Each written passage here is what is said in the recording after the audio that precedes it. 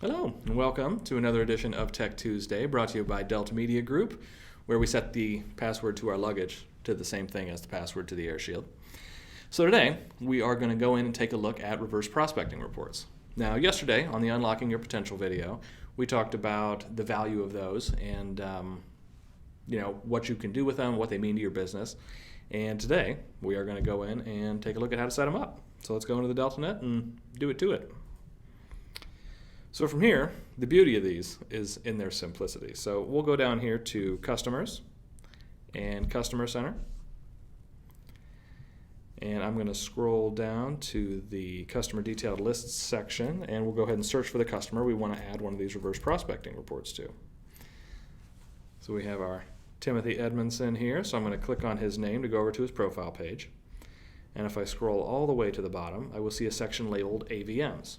Now, the reason it's labeled that way is these reverse prospecting reports used to be built, only be built automatically whenever a customer used the What's Your Home Worth feature, if the AVM system is turned on your web page. Usually there's a tab on the quick search on the home page that'll say something like What's My Home Worth, or you can set it up on a separate page. So it just depends on how you have it set up as to how they got there. But if they submit an address there, it will take them over to the AVM page and give them some automated valuations on their property. At the same time, if they log into an account or create an account from that page, or if they were already logged into their portfolio account, it would create an AVM here for them automatically.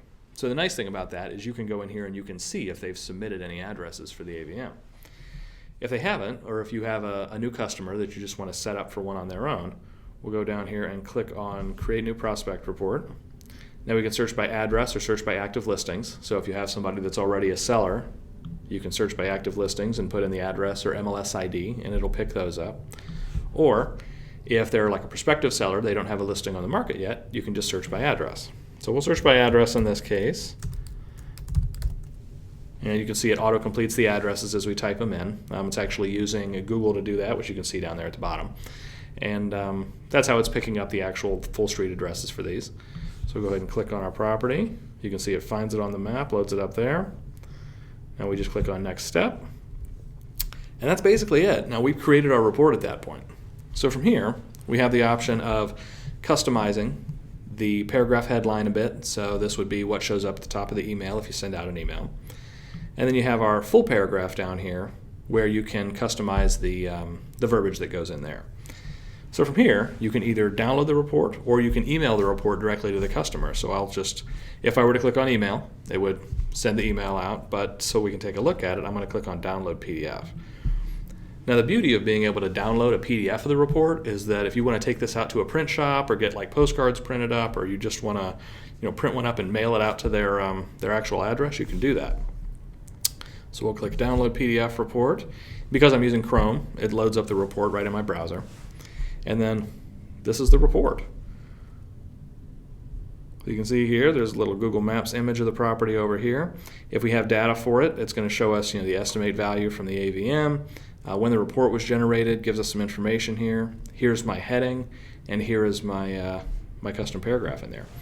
Now what this report is doing is you can see that based on all the real data we have, Save Search and Market Watch data from all the customers that have saved up or have those reports set up for them, we know that those reports are indicating areas and property category or property criteria that they're interested in for a new home.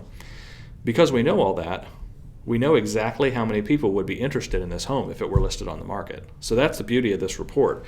As long as everyone's getting into the system and creating your customers there, creating the saved searches for them, creating the market watches for them, then this system is going to know that. And when you put in the listing that would match their criteria or would be sent to them in one of their saved searches or one of their market watches, if it were added to the market, it's going to put them on this list.